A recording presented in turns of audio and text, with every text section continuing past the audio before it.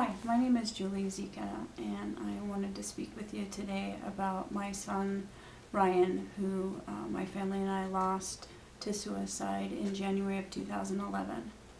Ryan was 19 years old when he died, and he was gay. We'd moved as a family to Pocatello from a larger city in 2007 from Spokane. And it was really difficult for Ryan, especially. It was during a period of time when he was first really coming into his own, being openly gay, and had never really had a lot of issues with it in Spokane. But as soon as we got here to Pocatello, it started being a problem for him almost right away in high school. Kids would beat him up, they'd steal his glasses, they'd throw him into lockers, call him names. He hated it so much that within the first year of being here in school, he couldn't do it, and he asked that we send him back to Spokane. A couple years later, Ryan came back as an adult, thinking, maybe now that he was an adult and not in school any longer, that things would be easier for him. But we found that that really wasn't the case. There were times where he would interview for jobs and not get them, and was just sure that it was because of being gay and being openly gay. He lost a job being gay. The employer actually paid him kind of like a little hush money for letting that go and not formalizing a complaint against them. He had trouble finding an apartment. I mean, it was always something.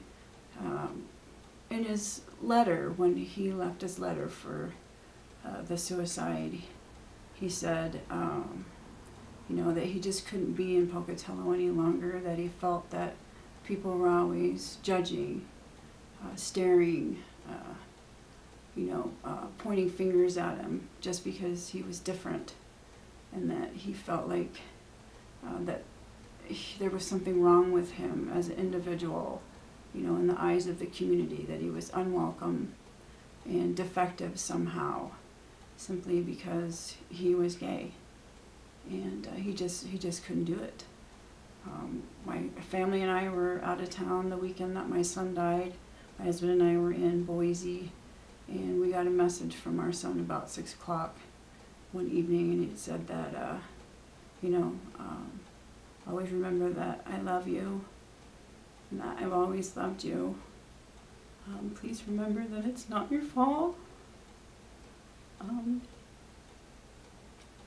I'm at Pebble Creek, and he had taken a firearm from our home and drove his truck to Pebble Creek Ski Resort, climbed the side of a mountain in knee-deep snow with no real winter gear on, and in the dark.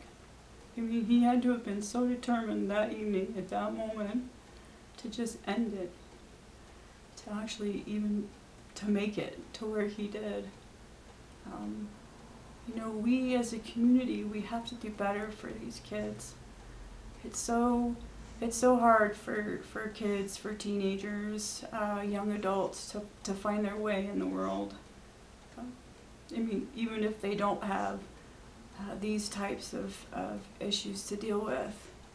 And unfortunately, right now in our community, there's just no safeguards.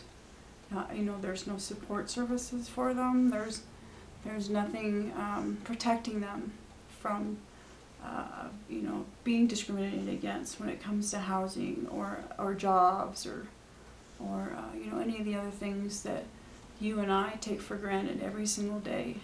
And I would just really appreciate if you would give some serious consideration to making amends or amending that situation so that we don't have to lose any more kids like my son.